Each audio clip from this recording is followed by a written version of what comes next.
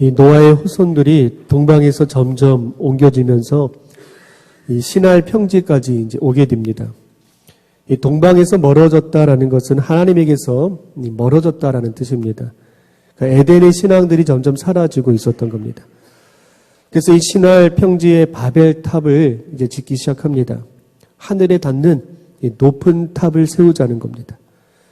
이 바벨탑을 높이 쌓았던 것은 이 벽돌을 만들 수 있게 되었던 거고, 또 역청을 사용할 줄 알면서 이 하늘 끝까지 우리가 탑을 쌓을 수 있을 거다, 이렇게 믿었던 거죠. 그러니까 인간의 능력이 그만큼 더 좋아졌던 겁니다. 이 하늘에 닿는 이 탑을 쌓고자 하는 것은 두 가지 이유였습니다. 첫 번째로 자기의 이름을 내자는 거예요. 내 이름을 드러내고 싶은 겁니다. 이 성읍 중심의 탑을 높이 쌓아서 거기에 우리의 이름을 새겨 넣자는 겁니다. 제가 이 터키, 지금은 흔적만 남아 있는데, 옛날 도시를 재현했던 그림이 그려져 있는데, 이 도시 중심에 아주 높은 탑이 세워져 있는 거예요. 그 탑을 중심으로 도시가 만들어졌던 거거든요. 그래서 이 바벨탑을 쌓는 것도 이 탑으로 우리의 삶의 중심이 되고자 했던 겁니다. 이제는 하나님에게 기댈 필요도 없고 우리가 하나님이 되자는 거예요. 이것이 자기 이름을 드러내는 그런 모습이었던 겁니다. 두 번째 이유는 하늘에 닿는 이 높은 탑을 쌓아서 흩어짐을 면하자. 이게 가장 중요한 이유였죠. 흩어짐을 면하자. 이거였습니다. 그런데 여러분, 하나님이 천지를 창조하시고 우리 인간에게 창조의 복을 주셨는데 온 땅에 생육하고 번성하고 충만한 그런 복을 하나님이 주셨어요. 그래서 하나님의 사람들이 하나님의 그 거룩한 뜻을 가지고 온 땅이 흩어져서 하나님의 그 말씀으로 생육하고 번성하고 충만하게 살아가는 것이 바로 우리의 사명이었거든요. 그런데 이 바벨탑 사건은 온 땅에 흩어져서 충만하라는 이 하나님의 말씀에 이거 불순종하는 겁니다. 거부하는 거였어요. 우리 스스로 높아지고자 하는 이 교만으로 바벨탑을 만들었던 겁니다. 그러니까 하나님이 주시는 그 복, 그거 거부했던 거예요. 그러니까 하나님이 주신 이 복이 시시하다라는 겁니다. 이 땅에서 내 마음대로 살아가는 거, 이게 더 좋다라는 거예요. 그래서 이 땅에서 바벨탑을 세워 자기 이름을 드러내고 흩어지지 않고 얼마든지 우리끼리 잘 살 수 있다라는 겁니다. 이게 바벨탑 사건의 의미였거든요. 그래서 하나님이 행하신 첫 번째 일이 뭐냐? 인간의 언어를 혼잡하게 하셨어요. 지금까지 언어가 하나였는데 이 언어를 혼잡하게 하셔가지고 더 이상 교만할 수 없도록 사람 간의 그 대화를 불가능하게 만들었던 겁니다. 여러분, 오늘날도 마찬가지예요. 이 잘난 사람들을 보면은요, 서로 대화가 더 안 되는 거예요. 우리나라에서 제일 싸움이 많은 것이 이런 국회입니다. 이 여당과 야당이 얼마나 이 싸움을 많이 하는지. 같은 한국말을 가지고 해도 의사소통이 안 돼요. 서로 말이 안 통한다고 얘기합니다. 이런 국회의원들은 다 똑똑한 사람들이거든요. 그런데 이상하게 국회만 들어가면 대화가 안 돼요. 아마 이 세상 사람들, 그 잘난 사람들끼리 서로 말이 통하지 않도록 하나님께서 그렇게 만드신 것처럼 정말 이 말이 통하지가 않는 겁니다. 그런데 여러분, 형제 간에도 마찬가지더라고요. 친구들도 마찬가지예요. 우리의 일터에서도 마찬가지고 교회에서도 마찬가지입니다. 소위 잘났다고 생각하는 사람들이 모여 있으면 가장 쉬운 말도요, 이게 대화가 안 돼요. 그러니까 바벨탑의 그 심판이 아직도 있다는 이야기죠. 이 두 번째로 하나님께서 그들을 흩으셨습니다. 흩으셨다라는 것은 산상조각 내서 깨트려 버렸다라는 겁니다. 그들이 애써서 쌓아 올렸던 그 바벨탑을 산상조각을 내고 깨트리고 흩어버리셨던 거예요. 여러분, 하나님 없이 쌓아 올린 우리의 인생의 바벨탑들도요, 우리가 아무리 애쓰고 노력하고 힘써서 쌓아 올려도 하나님이 산상조각 나게 하실 것이고 부서지고 깨지게 만든다는 이야기예요. 그런데 왜 여러분, 우리에게 중요한 게 있습니다. 하나님의 언어를 혼잡하게 하시고 이 바벨탑을 무너뜨리고 흩으셨던 것은 하나님이 우리를 사랑하시기 때문에 그래요. 이게 하나님의 배려였거든요. 이대로 두면 이거 망하기 때문에 그렇습니다. 하나님이 되고자 하고 자기가 주인이 되어서 마음대로 살고자 했던 그 사람들은요, 마지막은 결국 몰락이에요. 영원한 파멸입니다. 망하는 거예요. 그래서 하나님이 부숴야지만 그들이 그 교만에서 벗어날 수가 있는 거예요. 그래서 흩으셨던 겁니다. 여러분, 창세기 11장 이 바벨탑 사건은 우리에게 아주 중요한 교훈을 주고 있어요. 사람들은 끊임없이 이 바벨탑을 쌓고 자기의 기념비를 세워가고 있는 거예요. 거기에 대한 경고의 말씀을 하고 있습니다. 사무엘상 15장 12절 말씀에 보면 이렇게 되어 있어요. 우리 같이 읽어볼게요. 사무엘이 사울을 만나려고 아침에 일찍이 일어났더니 어떤 사람이 사무엘에게 말하여 이르되 사울이 갈멜에 이르러 자기를 위하여 기념비를 세우고 발길을 돌려 길가로 내려갔다 하는지라. 사울이 자기 기념비를 세워요. 여러분, 하나님이 이 사울을 사랑하셨습니다. 백성들이 왕을 달라고 요구할 때 그 백성들을 모아놓고 제비를 뽑아서 왕을 선택하셨거든요. 성경에서 이 제비를 뽑는다라는 것은 철저하게 하나님의 섭리예요. 하나님의 뜻이 이 안에 담겨져 있는 거예요. 이렇게 해서 제비를 뽑아가지고 이스라엘 첫 번째 왕이 바로 이 사울입니다. 이 사울은 참 준수한 청년이었습니다. 그리고 겸손했던 사람이었어요. 제비로 왕이 뽑히게 되니까 자기는 왕이 될 자격이 없다고 숨어버릴 정도로 겸손했던 사람이었어요. 그런데 왕이 되고 얼마 지나지 않아가지고요, 자기를 위한 기념비를 세우는 거예요. 그러니까 자기를 위한 바벨탑을 세웠던 거죠. 자기의 이름을 드러내기 위해서. 내가 잘나서 왕이 되었다라고 착각하고 있는 겁니다. 지금 나라가 이렇게 평강한 것도 내가 정치를 잘했기 때문에 이 나라가 이렇게 화평한 거다. 이렇게 착각하고 있는 거예요. 그래서 자기를 위한 기념비를 세웠던 겁니다. 여러분, 이 기념비를 세운 것은요, 이미 자기가 하나님이 되어 있다는 이야기예요. 사울은 기념비를 만들어서 점점 자기가 하나님이 되어가고 있는 거예요. 하나님의 말씀을 더 이상 듣지 않습니다. 오직 하면은 이 사무엘 선지자가 제사를 드리는 것보다 하나님의 말씀을 듣는 것이 하나님이 더 기뻐하신다고 이 책망까지 하는 거예요. 그래도 듣지 않았던 거거든요. 결국 이 블레셋과 전투에서 이 아들들 그리고 사울의 군대들, 사울까지 다 전멸해 버렸어요. 사울의 인생이 부서지고 깨진 겁니다. 이렇게 망해버렸던 거예요. 또 다른 사람이 있습니다. 다윗의 아들 압살론이에요. 사무엘하 18장 18절 말씀이에요. 같이 읽어볼게요. 압살론이 살았을 때에 자기를 위하여 한 비석을 마련하여 세웠으니 이는 그가 자기 이름을 전할 아들이 내게 없다고 말하였습니다. 그러므로 자기 이름을 기념하여 그 비석에 이름을 붙였으며 그 비석이 왕의 골짜기에 있고 이제까지 그것을 압살론의 기념비라 일컫더라. 압살론도 기념비를 세웠어요. 왜 세우게 되었느냐? 압살론은 아들이 없었습니다. 그래서 자기의 이름을 높여줄 아들이 없다고 한탄하면서 자기 손으로 기념비를 세웠던 겁니다. 스스로 하나님이 되었던 거죠. 여러분, 압살론은요, 교만한 사람이에요. 자기 기념비를 자기가 세워나가요. 그리고 아버지 다윗의 그 왕을 배신하고 아버지 그 목에다가 칼을 겨누었던 사람이었어요. 아버지에게 반역하고 자기가 왕이 되겠다고 나섰던 겁니다. 그러니까 자기가 잘난 거예요. 내가 이 땅에서 제일 잘났는데 아버지가 왕이어도 이건 용납할 수가 없는 거예요. 내가 왕이 돼야 되는 거죠. 그래서 이 하나님은 압살론의 인생까지도 깨트려 버리셨던 겁니다. 여러분, 이것이 성경만의 이야기가 아니에요. 지금도 수많은 사람들이 바벨탑을 쌓아가고 있고 자기의 이름을 드러내기 위해서 기념비를 세우고 있습니다. 그리고 하나님 앞에서 무수히 깨지고 부서지고 넘어지고 있어요. 그래서 우리는요, 내 이름을 지워가는 훈련들을 해야 됩니다. 그래야 하나님이 우리를 더 향기롭게 우리 인생들을 만들어 주시는 거예요. 여러분, 우리 하나님 앞에서 내 이름들은 지워내고 하나님의 이름을 높여드리는 이런 믿음의 삶이 우리의 삶이 되기를 주님의 이름으로 축복합니다.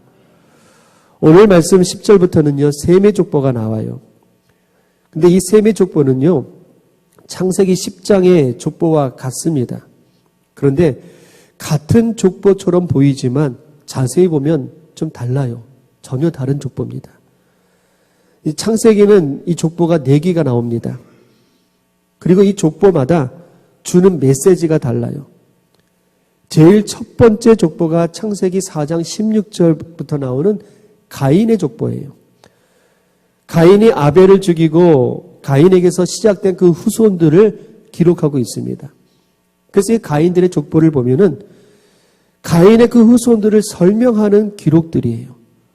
이 가인의 후손들이 목축업을 시작하고 수금과 퉁소를 연주하는 예술인들이 나오고 구리와 쇠로 여러 가지 기구를 만드는 기술자들이 나오고 이 가인들의 후손들이 뭘 했다라는 것을 소개하고 있습니다.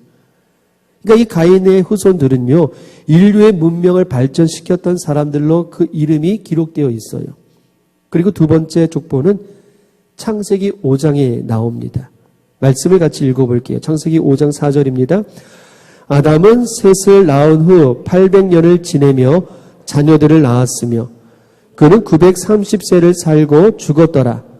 셋은 105세에 에노스를 낳았고 에노스를 낳은 후 807년을 지내며 자녀들을 낳았으며 그는 912세를 살고 죽었더라. 이 족보에서 중요한 단어가 죽었더라입니다. 죽었더라. 사람들은 다 죽는다는 거예요. 사람들은요, 우리는 죽어야 되는 존재이구나. 이것을 알게 된 겁니다. 그래서 에노스, 그 에노스를 낳고 우리에게 영원한 생명을 주시는 그 하나님의 이름을 비로소 불렀다고 그래요. 사람들은 누구나 죽기 때문에 우리는 여호와를 찾아야 돼. 하나님을 찾아야 돼. 이것이 두 번째 족보의 메시지가 된 겁니다. 여러분, 세 번째 족보가 창세기 10장 1절 말씀이에요. 같이 읽어볼게요. 노아의 아들 셈과 함과 야벳의 족보는 이러하니라. 하나님이 노아의 세 아들 셈, 함, 야벳 이들로부터 시작해서 인류의 역사를 새롭게 시작을 했어요. 이것이 세 번째 족보의 메시지입니다. 그리고 이 노아가 세 아들들에게 예언했던 대로 그 후손들을 보면은요, 그 예언대로 복이 임하고 저주가 임했던 것들을 우리가 이 족보에서 확인할 수가 있었어요. 이것이 세 번째 족보의 의미입니다. 그리고 오늘 말씀 네 번째, 창세기 11장 10절부터는요, 이 사람들의 죽었던 이 나이들을 우리가 잘 기억해야 돼요. 몇 살에 죽었는지, 이게 족보의 메시지거든요. 말씀을 볼게요. 10절에서 11절 말씀이에요. 같이 읽어보겠습니다. 셈의 족보는 이러하니라. 셈은 100세 곧 홍수 후 2년에 아르박삿을 낳았고 아르박삿을 낳은 후 500년을 지내며 자녀를 낳았으며. 이 말씀에서 숫자들을 더하면은요, 이 셈이 100세에 아르박삿을 낳았죠. 500년을 더 살아요. 그러니까 600세에 셈이 죽었다는 이야기예요. 12절 13절 말씀이에요. 아르박삿은 35세에 셀라를 낳았고 셀라를 낳은 후 403년을 지내며 자녀를 낳았으며. 아르박삿은요 438세에 죽었다는 이야기입니다. 14절 15절 말씀. 셀라는 30세에 에벨을 낳았고 에벨을 낳은 후 303년을 지내며 자녀를 낳았으며. 이 숫자들을 합치면은요 셀라는 433세에 죽은 겁니다. 16절 17절 말씀 읽어볼게요. 에벨은 34세에 벨렉을 낳았고 벨렉을 낳은 후 430년을 지내며 자녀를 낳았으며 에벨은요 464세에 죽었습니다. 18절 19절 말씀. 벨렉은 30세에 누우를 낳았고 누우를 낳은 후 209년을 지내며 자녀를 낳았으며. 벨렉은요 239세에 죽은 겁니다. 갑자기 팍 줄어들었어요. 20절 21절 말씀이에요. 르는 32세에 수를 낳았고 수를 낳은 후에 207년을 지내며 자녀를 낳았으며. 누는 239세에 죽었어요. 22절 23절 말씀입니다. 수르스는 30세에 나홀을 낳았고 나홀을 낳은 후 200년을 지내며 자녀를 낳았으며 수룩은요 230세에 죽은 겁니다. 24절 25절 나홀은 29세에 데라를 낳았고 데라를 낳은 후에 119년을 지내며 자녀를 낳았으며 나홀은요 148세에 죽었습니다. 정리할게요. 죽은 나이만 계산하면 이렇습니다.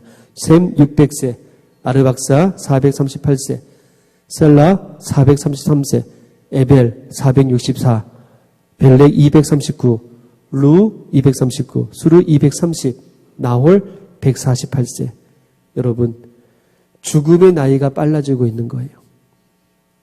그래서 이 족보가 말하고 있는 것은 인간의 수명이 줄어들고 있다는 것을 말해주고 있어요. 수명이 줄어들고 있습니다. 뒤에 나오는 말씀들을 보면은요, 데라는요 205세까지 살아요. 그리고 그의 아들 아브라함은요 175세까지 삽니다. 이삭은 180세예요. 야곱은 147세, 요셉은 110세에 죽어요. 이렇게 해서 창세기가 끝이 납니다. 출애굽기에 와서 모세는요 120세를 살아요. 이 족보가 우리에게 말하고 있는 것은요 사람의 수명이 계속 줄고 있다는 거예요. 그런데 이 사람의 수명이 줄어드는 것에는요 아주 중요한 이유가 있었습니다. 창세기 6장 3절 말씀에 우리 같이 읽어보겠습니다. 여호와께서 이르시되 나의 영이 영원히 사람과 함께하지 아니하리니 이는 그들이 육신이 됨이라. 그러나 그들의 날은 120년이 되리라 하십니다. 인간의 죄가 세상에 가득했을 때 하나님이 홍수로 심판하시겠다고 말씀하셨습니다. 그리고 홍수가 끝난 다음에 사람의 수명은 120년으로 줄어들 것이다. 이렇게 말씀하셨던 거예요. 그래서 오늘 말씀의 족보는요. 사람의 수명이 줄어들고 있는 것을 확인할 수가 있었다는 이야기예요.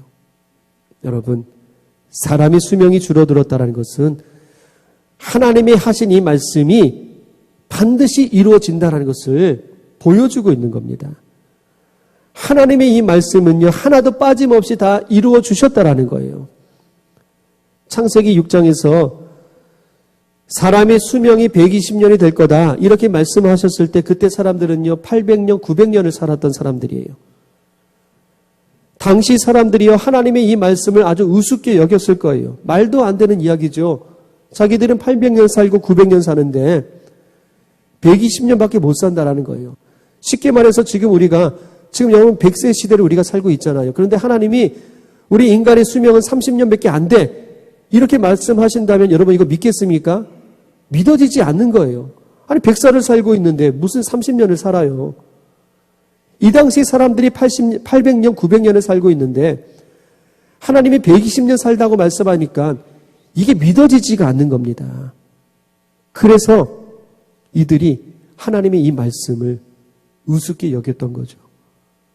그런데 하나님의 이 말씀을 보니까 시간이 지나면서 정확하게 이루어졌던 겁니다. 그래서 모세가 120년을 살았고요. 지금도 120세가 가장 오래 살아간 나이가 되는 거예요. 여러분 140세, 150세 그 이상으로 사람은 나오지가 않아요. 그런데 하나님의 이 말씀이 그렇게 이루어졌다는 이야기죠. 여러분, 그래서 우리는요 하나님의 말씀대로 살아야 됩니다. 하나님의 이 말씀은 반드시 이루어지는 거예요. 하나님의 이 말씀을 따르지 않으면 결국 우리가 손해라는 거예요. 하나님의 손해가 아니에요. 말씀대로 살지 않으면 결국 우리의 인생이 버려지는 것이고 망가지는 것이거든요. 그리고 중요한 게 있어요. 사람의 수명이 점점 줄어들고 있다는 것은 지금 이 성경의 말씀이 나를 향한 말씀으로 좁혀지고 있다는 거예요. 나에게로 이 말씀이 좁혀지고 있는 겁니다. 사람들이 800년, 900년 살 때 이 성경의 이야기도요, 솔직히 이게 내 이야기로 받아들여지지가 않아요. 우린 그렇게 살지 못하잖아요. 그런데 이 사람의 수명들이 계속 줄어들어서 지금 가장 오래된 사는 사람이 120년이 넘지 못하니까 이것이 우리 현실이 되어버렸어요. 우리와 같은 환경이 된 겁니다. 성경의 사람들이나 지금이나 똑같은 환경 속에 살고 있다는 이야기예요. 여러분, 성경의 이 말씀이 내 이야기로 좁혀졌다는 것은요, 성경의 이 말씀이 지금 나에게 하시는 말씀이란 이야기예요. 나에게 하시는 말씀이에요. 우리에게 지금 전해주고 있는 말씀이란 이야기입니다. 오늘 마지막 말씀입니다. 26절 말씀 읽어보겠습니다. 데라는 70세에 아브라함과 나홀과 하란을 낳았더라. 아브라함은 아브라함의 옛날 이름이죠. 여러분, 아브라함은 믿음의 조상입니다. 창세기는요, 총 4부작 드라마예요. 창세기 11장까지가 1부입니다. 그리고 12장부터는요, 창세기 드라마 2부가 시작이 되는 거예요. 이 2부 드라마의 주인공은 누구냐? 아브라함입니다. 우리가 그 아브라함을 믿음의 조상이라고 부르고 있어요. 여러분, 조상은 뭐예요? 나와 상관이 있다라는 거잖아요. 우리가 우리 조상들이 누구다 얘기할 때 그분이 나하고 상관이 있기 때문에 우리 조상이라고 자랑하는 거예요. 아브라함을 믿음의 조상이라고 이야기하는 것은 나와 상관이 있는 사람이기 때문에 그런 거예요. 그래서 이 믿음의 조상이라고 부르고 있는 이 아브라함의 이야기가 결국은 내 이야기라는 거예요. 나의 이야기라는 것을 말해주고 있는 겁니다. 여러분, 우리가 에덴 동산을 이야기할 때는 이건 나하고는 상관이 없는 이야기로 들었어요. 우린 에덴 동산에 가보질 않았기 때문에 그래요. 다른 나라 사람처럼 이야기가 들려요. 전설 같은 이야기죠. 800년, 900년 사는 사람들의 이야기도 이건 나하고는 상관이 없는 이야기예요. 우리가 그렇게 살지 못하기 때문에 그래요. 지금까지 성경의 말씀은 정말 크고 위대해서 여러분 전설과 같은 이야기였었습니다. 그런데 사람의 수명이 점점 줄어들면서 지금 최고로 오래 사는 사람이 120년을 넘지 못하는 이 현실에서 이제 나의 이야기로 좁혀졌다라는 거예요. 내 이야기가 된 겁니다. 여러분, 성경의 말씀은요, 전부 나에게 하시는 하나님의 말씀인 거예요. 우리 모두를 위한 말씀인 겁니다. 성경의 이 모든 사건들이 내 사건이 되는 것이고 내 이야기가 된다는 이야기입니다. 여러분, 하나님이 우리에게 정말 많은 성경의 이야기들을 우리에게 들려주셨습니다. 우리가 지금까지 어떻게 들었는지는 모르겠어요. 그러나 오늘 이 족보의 말씀을 통해서 우리에게 전해주시는 것은 하나님이 우리에게 하신 이 말씀이 정확하게 이루어졌다라는 거예요. 이걸 보라는 겁니다. 이제는 나에게 하신 말씀이 되는 거예요. 여러분, 하나님의 이 말씀을 듣는 사람이 복이 있는 겁니다. 그리고 이 말씀을 듣고 행하는 사람이 더 복이 있는 거예요. 우리가 하나님의 이 말씀을 내 말씀으로 듣지 못한다면요, 우리가 앞에서 이야기했던 그 결과가 나와요. 내 삶에 바벨탑이 세워질 겁니다. 나를 위해서, 내 이름을 드러내기 위해서 기념비를 세울 겁니다. 여러분, 하나님이 부서뜨리기 전에 우리가 먼저 회개하고 우리가 쌓아놓았던 이 바벨탑 우리가 무너뜨려야 됩니다. 그리고 하나님의 말씀을 내 인생에 세워가는 그런 복되고 거룩한 그런 삶의 모습들로 하나님이 이 말씀이 세워줄 수 있게 되길 축복합니다. 하나님이 하신 이 말씀은요, 반드시 내 삶에서 이루어 주시는 거예요. 오늘 우리가 들려주시는 이 하나님의 말씀이 오늘도 우리 삶에서 살아 역사할 수 있게 되기를 주님의 이름으로 축복합니다. 같이 기도하겠습니다. 하나님의 말씀이 내 말씀이 되어서 우리 쌓아놓았던 이 바벨탑이 무너지고 내 삶의 자리에서 하나님의 말씀하신 대로 이루어질 수 있게 되기를 우리 같이 기도하겠습니다. 기도합니다.